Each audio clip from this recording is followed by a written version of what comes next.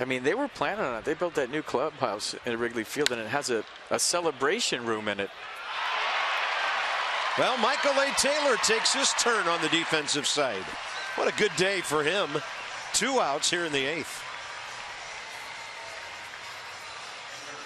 Yeah, everybody getting into the act. Michael A. with his second good play of the day. The first was a tough in-between hop and a strike to home plate that was just a tad late. This one slicing away from him.